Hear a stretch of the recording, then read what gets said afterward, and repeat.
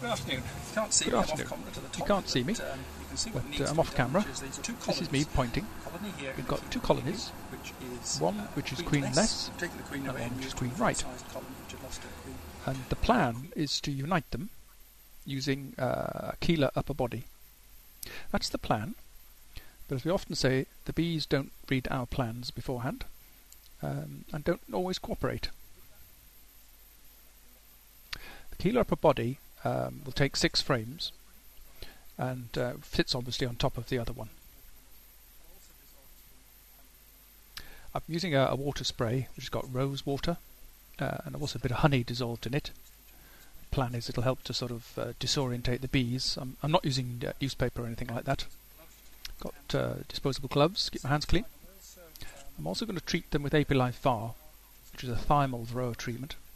It's quite strongly scented, and I think that scent will help disorientate them as well and ensure the uniting goes smoothly. Right, first thing I'm going to do, check the water's pumped up, take the lid off. See, we're using a sheet of plastic under the roof. Makes it much easier to take the lid off and open up quite quietly without disturbing the bees too much.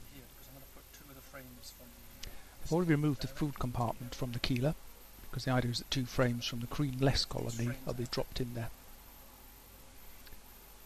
Having a quick inspection, see if we can find the queen. There's eggs and larvae, so she's definitely busy.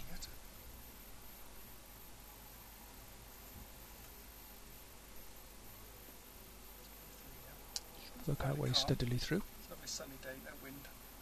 Bees are very calm. It's a nice sunny day, virtually no wind. Notice how the bees draw out the comb to match the sloping sides of the mini hive, just from a starter strip.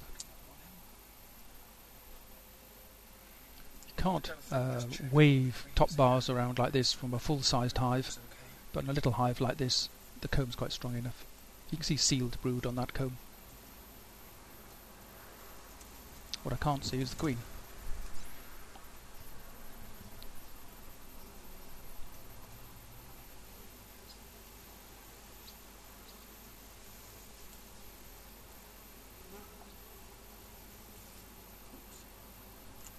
You'll see while I'm doing this, at the entrance to the keeler, I've got on the wide open setting.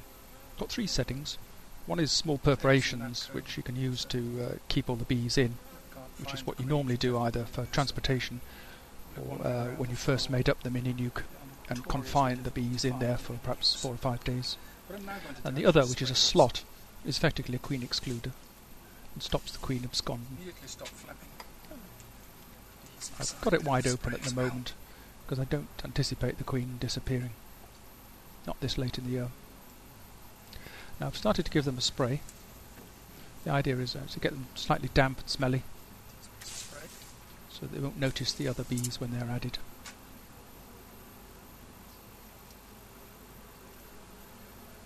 The spray's having some effect. I'm sure it's the ideal effect. Interestingly, the bees are actually getting a bit more feisty in reaction to the spray. I'm sure it'll disorientate them sufficiently. I do find generally that small colonies like this are calm, possibly because the queen substance is concentrated in such a small area. Bees have a nice feeling of well-being. Still haven't seen the queen, but there's eggs in there, so I'm not worried. And no queen cells, so she hasn't disappeared.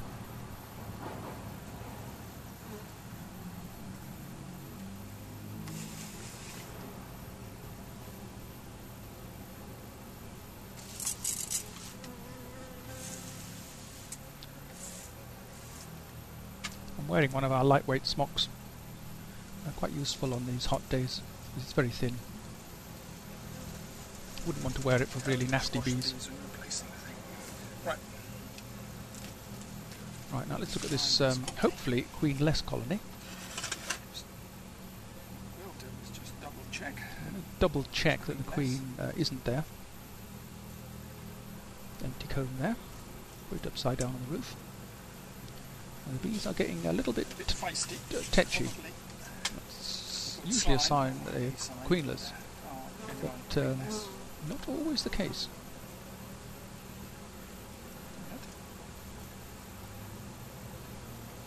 Eggs.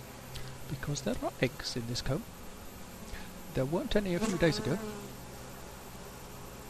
It's perhaps been as long as 4 weeks since the queen was removed from this one.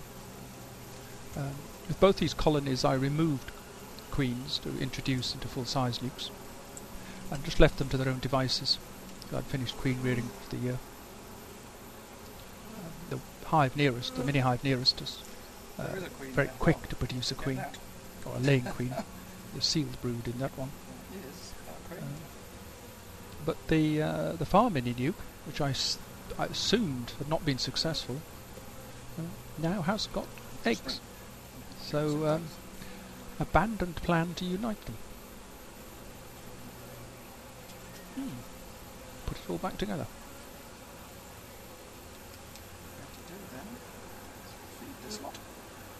What I'm going to do is feed them.